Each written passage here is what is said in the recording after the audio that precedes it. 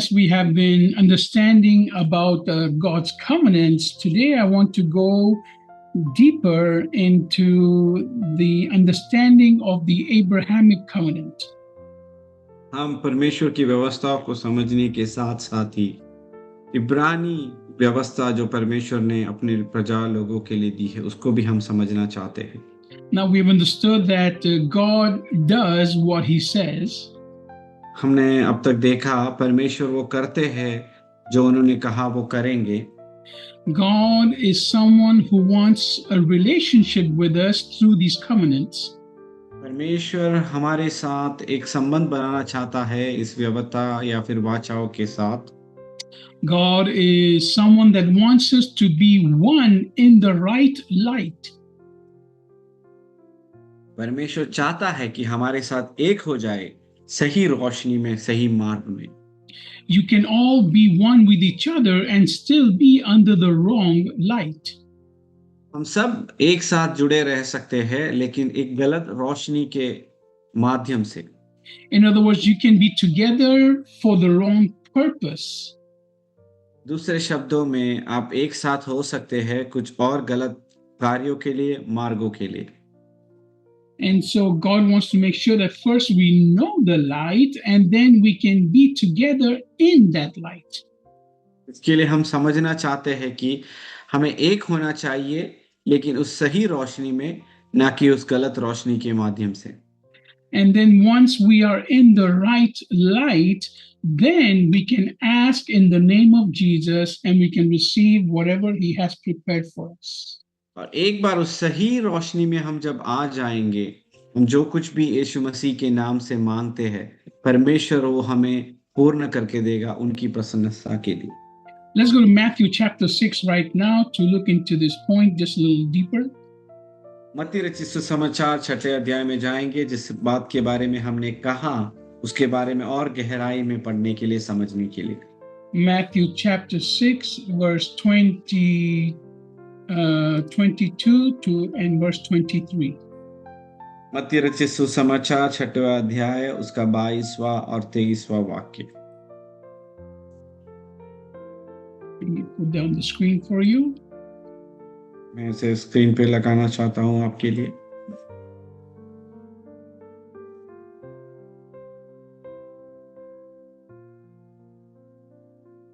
So it says, the eye is the lamp of the body, which we just read that right now in the Psalms. So if your eye is healthy, your whole body will be full of light. But if your eye is evil, your whole body will be full of darkness. Therefore, if the light within you has turned into darkness, how great is that darkness? शरीर का दिया आंख है, इसीलिए यदि तेरी आंख निर्मल हो तो तेरा सारा शरीर भी उजियाला होगा, परंतु यदि तेरी आंख बुरी हो तो तेरा सारा शरीर भी अंधियारा होगा। इस कारण वह उजियाला जो तुझ में है यदि अंधकार हो तो वह अंधकार कैसा बड़ा होगा। मैं Brother read this morning in the Psalms about your word being the lamp unto my feet. भाई ने आज सुबह वचन संगीता में पढ़ा, तेरा वचन मेरे पैर को दिया और मेरे मार्ग को रोशनी हो जाए। And here says that the eye is the lamp of the body. और यहाँ हम पढ़ते हैं कि हमारे आंख हमारे शरीर की रोशनी है। Praise God. So if your eye is looking at the right things, your whole body will be full of light. इसके लिए यदि आपकी आंख सही चीज को देख रही हो तो आपका पूरा शरीर उजियाला में होगा। And if you're looking at the right thing, you will walk in the right path. यदि आप सही चीजों को देख रहे हो तो आप सही मार्गों पे सफर करोगे। In other words, if you are focused in the right thing, you will always walk in the right path, which is the word of God. इसके लिए आपका दृष्टिकोण, आपका सोच, आपकी दृष्टि सही चीज पे लगी रही तो आपका मार्ग सही मार्ग पर रहेगा, जो है कि आपका वचन। But if you're focusing on the wrong things and giving priority to the wrong things in your life, you will be in darkness even if you think you are in the light. लेकिन आपका ध्यान गलत चीजों पे, आपका शरीर गलत चीजों पे है, तो आपका पूरा शरीर उस गलत मार्गों पर जाएगा और अंधकार की ओर आपका मार्ग चलता रहेगा। And then the second part says here, therefore, if the light within you has turned into darkness, how great is that darkness? और 23 का दूसरा भाग ऐसा कहता है, इस कारण तेरा सारा शरीर भी अंधकार में रहेगा, क्योंकि तेरी आंख बुरी चीजों में देखी जाती है। So you have the knowledge of God, आपको परमेश्वर की ज्ञान है, but the devil comes and tries to distort that light. लेकिन शैतान आता है, उसका कार्य ये है कि उस सही ज्ञान और मार्ग से आपको विद्यान करेगा वो। Because Praise God. situations change in your life, troubles arise, storms come in front of you, and all of a sudden, what you believed about God starts to be transformed in your life towards a negative thing. आमीन। कठिन परिस्थितियां आएंगे, तकलीफ आएंगे, सांपत्तिक क्लेश आएंगे, कमजोर करने वाली स्थितियां आएगी, और इसके कारण हमारा ध्यान बटिया जाएगा वचन से, परमेश्वर से, और हमारा शरीर पाप में या फिर कमजोरी में ले जाएगा। You Praise see, God. if the devil can turn your light into darkness, he has won the battle. आमीन। यदि शैतान तुम्हारे उजियाले को अंधकार में बदल सकता है और तुम अंधकार में वास करने लगोगे, तो शैतान अपना युद्ध लड़ाई खुद से ही विजय प्राप्त कर चुका है। Praise The God. devil will always speak to your mind and say, God has failed you. God is not powerful enough. You have not prayed enough. You have not fasted enough. आमीन। शैतान आकर आपके कान में ऐसे मंत्र जाप करेगा कि तुम हार चुके हो, तुम हारे हुए हो, तुमने सही रीति से प्रार्थना नहीं की, वचन नहीं पाया, तुम पापी हो, इसके लिए तुम हार चुके हो। Yes, maybe you have failed in many things. Maybe you are completely disobedient to what the pastors are telling you and what the word is telling you. But the way you get corrected makes a difference in which voice is talking to you. हाँ, तुम अपने जीवन को कुकर्म में चल रहे हो, अनाज्ञारी बनकर अपना जीवन बिता रहे हो, तुमने प्रार्थना नहीं की, पासवानों के ज्ञान को अनदेखा किया, अनसुना किया, लेकिन अपने आप को समर्पण कर कर परमेश्वर की वाणियों को सुनोगे, परमेश्वर विद्यान कर सकता है आपके जीवन को। When God will speak to you when you are out of place, it will be to restore you back to Him. But when the devil will speak to you when you're out of place, will be to drown you even more in your guilt. विद्यान इतना है, जब आपका जीवन गलत मार्गों पर है या फिर गलत परिस्थितियों पे है, परमेश्वर बात कर कर आपके जीवन को पुनर्स्थापित करेगा, लेकिन शैतान आपसे बातें कर कर और दलदल की गहराई में आपको डुबाने की कोशिश करेगा। So how do we avoid walking in that darkness? तो हम अपने उस अंधकार भरे मार्ग से कैसे हम विद्यान कर सकते हैं, कैसे हम उजाले में आ सकते हैं? How do we avoid letting Satan turn that light we have into darkness? कैसे शैतान से बच सकते हैं जो हमारे उजियाले को अंधकार में बदलने की कोशिशें वो करता जा रहा है? How do we stop from Satan making us doubt in God's word? कैसे हम शैतान से, गिरेबानों से बच सकते हैं जो हमें शंका की ओर लेकर जाता है, जब परमेश्वर हमें आशा और प्रत्याशा देता है? See, I talk with many people from many different religions. मैं कई विश्वास के लोगों से, अन्य विश्वास के लोगों से बातें करता हूँ। I talk with Jehovah's Witnesses. मैं यहोवा विटनेस के लोगों से या यहोवा साक्षी के लोगों से बात करता हूँ। I talk with Mormons. मैं मॉर्मन के लोगों से बात करता हूँ। I talk with Hindus. मैंने हिंदू विश्वासियों से बात करता हूँ। I talk with Buddhists. मैं बुद्ध विश्वास में रखने वालों से बात करता हूँ। I talk with Muslims. और मैं मुस्लिम विश्वास में रहने वालों से भी बात करता हूँ। And I never try to say, well, I am right and you are wrong. मैं कभी बात करते वक्त उनसे ऐसा नहीं कहता कि मैं सही आप गलत हो, I never cut down what they are believing. या फिर उनको ताड़ना या फिर टोकना नहीं चाहता कि उनके विश्वास क्या है या फिर क्या चीज में वो विश्वास करते हैं। I make them one thing, I make them doubt into what they have been taught. मैं उनको उस चीज में सोचने पे मजबूर कर देता हूँ कि क्या चीज में वो विश्वास करने के लिए उन्हें बनाया गया है या फिर विश्वास करवाया गया है। I make them doubt into what their leaders have taught them. मैं उनके नेता है या फिर उनके गुरु है उनको क्या सिखाते हैं उसमें सोच करने के लिए मैं उनको शंका देता हूँ। Because I want them to go directly and read their scriptures. क्योंकि मैं चाहता हूं कि वो सीधा जाकर उनके पास इस वचन को पढ़े। Because when you read scripture, the light will become light and the darkness will become darkness. क्योंकि जब आप वचन को पढ़ोगे रोशनी रोशनी में बदल जाएगा, अंधकार अंधकार में बदल जाएगा, क्योंकि आपको पता है दोनों साथ नहीं चल सकते। And what happens is when you read scriptures, there is a separation between truth and lies. क्योंकि जब आप वचन को पढ़ते हो तभी आपको पता चलेगा इसमें अंधकार और उजियाले में एक फर्क है। No matter which scripture you read of whichever religion, your spirit, your conscience will know there is something wrong with this. चाहे जो कुछ भी आप विश्वास करो, लेकिन जब आप वचन पढ़ोगे, वचन की वाणियों को पढ़ोगे तो आपको पता चलेगा कि इसमें एक विश्वास है और इसमें क्या गलत है क्या सही है। Now, the Word of God, which is the Bible, is the only scripture where you will never feel that something is wrong with this. वचन एक ऐसा पुस्तक है या फिर उसके लेख ऐसे एक पुस्तक है, जब आप पढ़ोगे तो आपको पता चलेगा हाँ इसमें कुछ गलत नहीं है, ये सही बातें कर रहा है।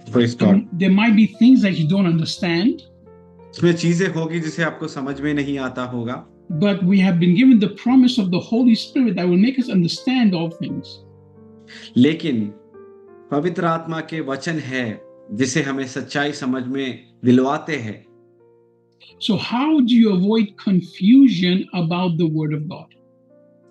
तो आप शंका को कैसे हटा सकते हो या फिर उसका विरोध कैसे कर सकते हो जो वचन आपको कहता है? How do you avoid walking in the darkness that Satan wants you to walk in? कैसे आप उस अंधकार में से दौड़ सकते हो, अपने आप को निकाल सकते हो जब शैतान चाहता है कि आप उसमें चले और उसमें वास करें? There is only one way to do that. एक ही मार्ग है उससे बचने के लिए। It is not by praying. वो प्रार्थना के द्वारा नहीं है। It is not by fasting. उपवास करने के द्वारा नहीं है। It is not by giving to the church or giving to the poor. इसको गरीबों को देने में या फिर कलीसिया को देने के द्वारा नहीं है। It is only by knowing the promises in the Bible and the one who made those promises. वो एक ही द्वारा वचन के वाणियों को, व्यवस्थाओं को और वचनों को विश्वास करने से। When you know the covenants in the Bible, you will know the one who has made these covenants and you will know what he is doing for you. आमीन। वचन के वाचाओं को विश्वास करने से और वो इस वाचा को जिसने दिया है उसको विश्वास करने के द्वारा आपको पता चलेगा कि ये सच है और ये उजियाला है। If you don't know the covenants and you don't know the promises in the Bible, you don't know the one who made them. यदि आप वाचाओं को नहीं जानते, वचन को नहीं जानते, व्यवस्थाओं को नहीं जानते, तो आपको पता नहीं चलेगा इसका रचक कौन है और इसको रचने वाला कौन है। If you don't know what God has promised that he will do for you, you will not know this God and what he can do for you. यदि आपको नहीं पता कि ये वचन क्या कर सकता है और इसका परमेश्वर कौन है, तो आप परमेश्वर को ही नहीं जान सकोगे जिसने सब कुछ चीजों को कहा है, रचा है और बनाया है। Today we're going to start to look a little bit into the Abrahamic covenant.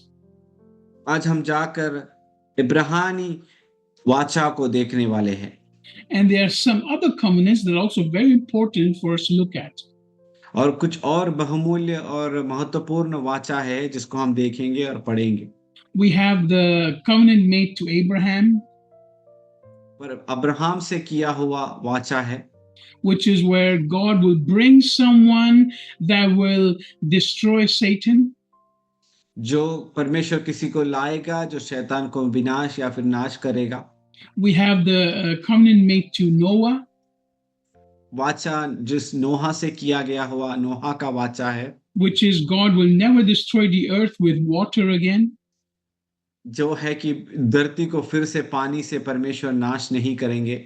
We have the covenant made to Moses, और मूसा से किया हुआ वाचा है, which is that we will have the law that will tell us what is right and what is wrong.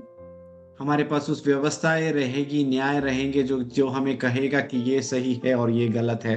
We have the covenant made to David, हमारे पास उस वाचा है जो दाऊद से किया गया है, which is talking about a king that is for all eternity. हम उस अनंत राजा के बारे में है जो सर्व श्रेष्ठ है और सर्व अत्यंत रहेगा वो हमेशा। And we have the covenant also of the New Testament, which is a covenant of the shedding of blood for our sins. और हमारे पास नए नियम का वाचा है जो है कि हमारे लिए लहू बहाया गया है हमारे पापों के लिए। And then we have a wonderful covenant as well, which we celebrated last week, which is the covenant of the Holy Spirit, that God's Spirit will come and live inside of us and give us power to do the impossible. और ये बहुमूल्य वाचा है जो हमने गए सप्ताह में मनाया, जो है पवित्र आत्मा की वाचा जो हमारे अंदर आकर वास कर कर हमें सही मार्ग पर और अनंत जीवन की ओर हमें ले जाएगा। Now, if you don't understand these basic covenants, you will never understand the power and authority you have through Jesus Christ. ये नींवदारी या फिर सरल बेसिक वाचाओं को यदि आप नहीं समझोगे तो आप परमेश्वर के वचन को और गहराई में नहीं समझ पाओगे। And you will not understand the greatness of the God we serve. और उस परमेश्वर की महिमादारी वाचा को हम नहीं समझ पाएंगे। Covenant of God will never fail. परमेश्वर की वाचा कभी नहीं हारी जाएगी, कभी निष्फल नहीं होगी। In the covenants that God has made, there are blessings and there are curses. परमेश्वर ने जिस वाचा को बनाया है उसमें आशीषें है और उसमें श्राप भी है। So you need to position yourself to receive the blessings. आमीन। हमें अपने आप को उस स्थान पर स्थानित करना है ताकि उस मार्ग के द्वारा हम आशीष प्राप्त कर सके। As we continue with this series, there are 3 things we're going to focus on. हम इस विशेष सीरीज से आगे बढ़ते समय 3 चीजों के बारे में हम ध्यान रखेंगे। First thing is you have to know the covenants. पहला आपको ये वाचा समझना है। In other words, you have to know what God has promised that He will do from His side. दूसरा है कि हमें समझना है कि परमेश्वर अपने मार्ग से क्या करने वाला है। That's still the first one. You have to know the covenants and what God's going to do. वो पहला है जो आपको समझना है कि क्या है और क्या परमेश्वर करने वाला है। The second one is you have to position yourself for the covenants. अपने आप को उस स्थान पर रखना है ताकि आप उस वाचा को प्राप्त कर सके। And the third is you have to rejoice in the covenant. और तीसरा है आपको उस वाचा में आनंदित होना है। So know the covenant, वाचा को जानिए, position yourself for the covenant, अपने आप को स्थानित कीजिए उस वाचा के लिए and rejoice in the covenant. और उस वाचा में आनंदित हो जाइए। Then you will see that every single thing in your life will be turned from darkness into light. फिर आपको समझ में आएगा हर एक चीज आपके जीवन में अंधकार से लेकर उजियाला में परमेश्वर बदल देगा। The covenant is something that God does for us. वाचा कुछ ऐसा है जो परमेश्वर हमारे लिए करता है। Jesus is the one who fulfills the condition of the covenant. परमेश्वर यीशु मसीह उस व्यवस्थाधारी या फिर लेखित वाचा को आपके जीवन में पूर्ण करता है। And all we have to do is to receive the benefits of that covenant. हमें सिर्फ इतना ही करना है, उसके जो भी गुण विशेष है उस वाचा के द्वारा उसे हमें। This is a wonderful formula God has made for us. ये एक अच्छा फॉर्मूला है या फिर उपाय है जो परमेश्वर ने हमारे लिए बनाया है। God makes a promise. परमेश्वर वाचा बनाता है, Jesus fulfills the requirement, यीशु मसीह उसकी जरूरतों को पूरी करता है and you receive the reward. और आपको उसका रिवॉर्ड या फिर फल मिलता है। Why won't you come to Jesus? आप यीशु की ओर क्यों नहीं आते हो? Why don't you surrender more to Him? क्यों अपने आप को और परमेश्वर की ओर आप समर्पण नहीं करना चाहते? Why are you still fighting in your own strength? क्यों अपने ही बल में आप और श्रम करने की कोशिश कर रहे हो? Why are you still using your own mindset? क्यों अपने अपने ही बुद्धि को और उपयोग में ला रहे हो? See, the Old Testament is called the Old Covenant. पुराने नियम को पुराना वाचा कहा गया है, The New Testament is called the New Covenant. नए नियम को नया वाचा कहा गया है। In the Old Testament, what we do is normally we are waiting and we are asking from the Lord and we keep on waiting. पुराने वाचे में हम परमेश्वर की बात जोत रहे हैं और हम परमेश्वर से मांगते जा रहे हैं। We are expecting God in the Old Testament, something He will do, something He has promised that will happen. हम कोशिश कर रहे हैं कि परमेश्वर से हम कुछ मांग रहे हैं और आशा कर रहे हैं कि परमेश्वर हमारे लिए कुछ करने वाला है। But in the New Testament, we are receiving and declaring what God has spoken. लेकिन नए नियम में हम विश्वास कर रहे हैं और हम अधिकार के साथ कह रहे हैं कि उसके ऊपर जो परमेश्वर ने बोला है। So Old Testament is waiting on the Lord to do something. पुराना नियम परमेश्वर के वाचाओं पर या फिर वचनों पर हम वाट जोत रहे हैं। New Testament, we are receiving what He has already done and declaring it as done. नए नियम में हम विश्वास कर रहे हैं कि परमेश्वर ने वो किया है और हम विश्वास के साथ उसे घोषणा कर रहे हैं। आमीन। That's why the last words of Jesus were, "It is finished." इसके लिए परमेश्वर के अंतिम जो वचन थे क्रूस पर उन्होंने कहा सब कुछ पूर्ण हुआ या फिर समाप्त हुआ। Everything has been prepared for you and for me to succeed and to walk in that light. हर कुछ चीज जो आपको और मेरे लिए उस उजियाले में चलने के लिए सब कुछ पूर्ण किया गया है। So stop asking for God's help in everything इसके लिए हर एक चीज में परमेश्वर की मदद मांगना बंद कीजिए and start walking in that help already provided. और उस सहाय में उस मार्ग पर चलने की कोशिश कीजिए जो आपके लिए प्रबंध कर चुका है। Stop Praise God. being a beggar and start being a son. एक भीख मांगने की उस प्रतिज्ञा या फिर उस प्रतिनिधि को बंद कर कर एक पुत्रत्व के या फिर एक अधिकार के तौर से आप मांगने की शुरुआत कीजिए। Stop being a beggar and start being an heir. एक भीख मांगने वाला बंद होकर एक अधिकारी या फिर एक वंशी के तौर पर आप मांगिए। You are a servant, but now God calls you friend. तुम एक दास थे लेकिन अब तुम्हें परमेश्वर एक मित्र कहता है। Praise God. Before you used to sit and on the floor, now you sit at the table next to the king. पहले तुम जमीन पर बैठते थे लेकिन अब तुम राजा के साथ उसके मेज पर समानता के साथ बैठ रहे हो। There is a saying in Hindi that I've heard many times, भगवान के दर पे तो हम सब भिखारी हैं. There is a saying in Hindi that we say, at the doorstep of the Lord, we are all beggars. This is not biblical. वो वचन के आधार पर नहीं है। We are not beggars before the Lord. हम परमेश्वर के सम्मुख भीख मांगने वाले या फिर भिखारी नहीं हैं। He has mercy upon us. उसने हमारे ऊपर दया दिखाई है। He loves us. वो हमसे प्रेम रखता है। He Praise has God. purchased us. उन्हें हमें मोल लिया है अपने लहू से। He has given the most important thing he has, which is his own life for us. आमीन। उसने सबसे बहुमूल्य चीज आपके लिए और मेरे लिए चुकाया, वो है अपना जीवन। He has put us as a part of his family. He has adopted us into his family. उन्होंने अपने परिवार का हिस्सा हमें कोख लेकर हमें बनाया है। He has given us a signet ring, a ring of promise. एक अधिकार का अंगूठी हमें दिया है। He has given us authority over whole of the demonic realms. उसने हम हर शैतानिक मंडलों पर हमें अधिकार दिया है। Amen, praise God, When we speak, it is God speaking through us. Hallelujah. जब हम वाणी कहते हैं, हमारे मुंह से निकलने वाली हर एक वाणी वो यीशु मसीह कहने वाली वाणी है। When we pray in the name of Jesus, every knee has to bow. हम यीशु मसीह के नाम पे प्रार्थना करते हैं तो हर घुटने झुकेंगे। Now, if you don't know this covenant, you will not be able to live this covenant. ये सब कहने के बाद मैं ये कहना चाहता हूँ, यदि आप ये सब सुनो लेकिन आप वाचा को नहीं जानते, वचन को नहीं जानते, तो आप परमेश्वर को नहीं जान पाओगे। If you are not reading the word every day and filling yourself with this light and this truth, you will still walk in darkness.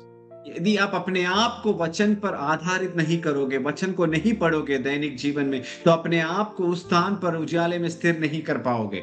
Until you don't understand that you need to move your mind from a contract with God to a covenant with God, you will still be struggling.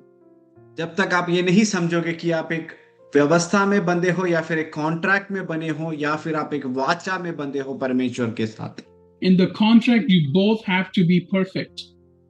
जब एक contract में हम बन जाते हैं तो हम दोनों को सही तुलना में होनी चाहिए। In a covenant, God does everything for us in perfection. आमीन। वाचा में हर एक चीज परमेश्वर आपके लिए सही कर देता है। And as we go deeper into the Abrahamic covenant, we will see this happening with Abraham. और हम और गहराई में जब अब्राहम के वाचा में हम जाएंगे, हम ये देख पाएंगे कि अब्राहम से जो परमेश्वर ने वाचा की है।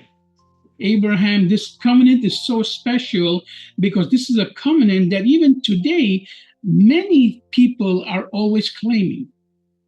अब्राहम का वाचा इतना गंभीर और इतना अधिकारी है कि कई लोग आज भी उसे विश्वास के साथ कहलाकर उसके ऊपर अधिकार से कहते हैं। I will close by just reading the covenant right now. मैं उस वाचा को पढ़कर मैं आज का ये भाग या फिर संदेश समाप्त करना चाहता हूँ। We go to Genesis chapter 12. उत्पत्तियों का पुस्तक 12वां अध्याय। Okay. The covenant is in verse 2 and verse 3. उसका 12वां अध्याय का दूसरा और तीसरा वाक्य है।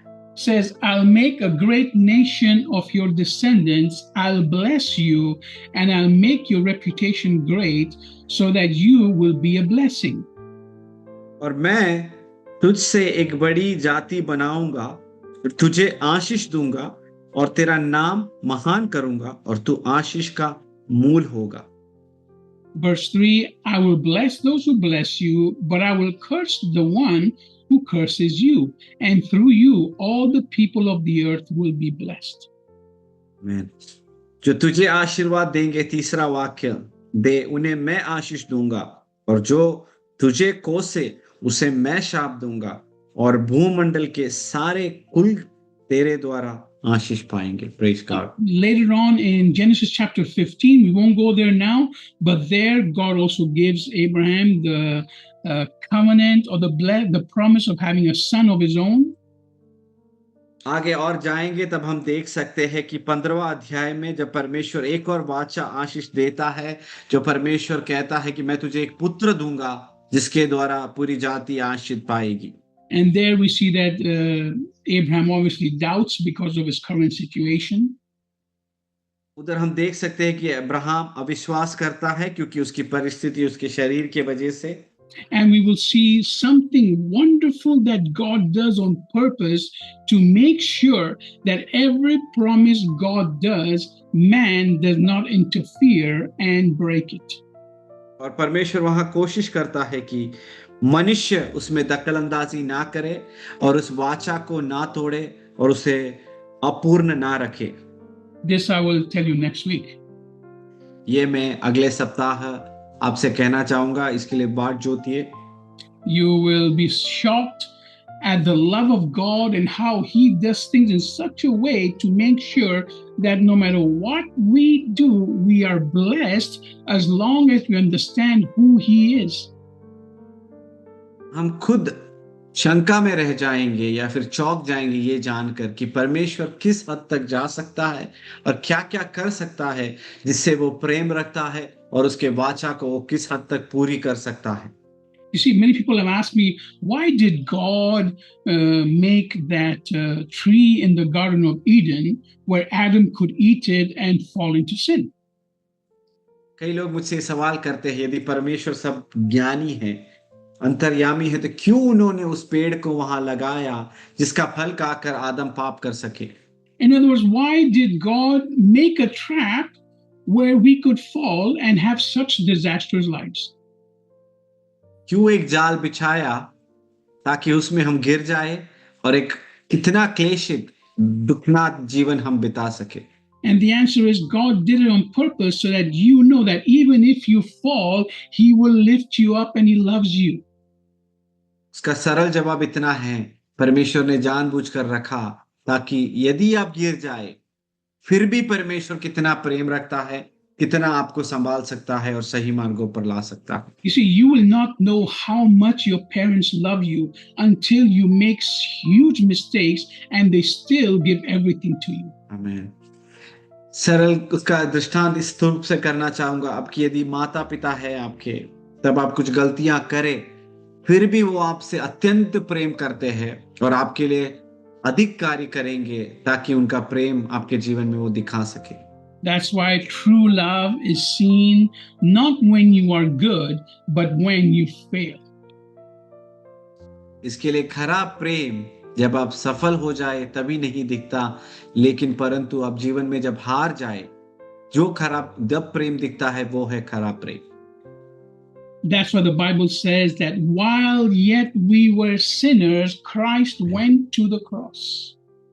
इसके लिए वचन कहता है, जब हम पापी या फिर पाप में थे, परमेश्वर हमारे पाप के लिए क्रूस पर लादा गया। Jesus did not wait for you to be a good person. परमेश्वर आपके लिए बात नहीं जोता कि आप अच्छे बन जाए ताकि मैं आपके लिए क्रूस पर चढ़ूं। Just the way you are, He said, I am willing to give up my life for this person because I love him.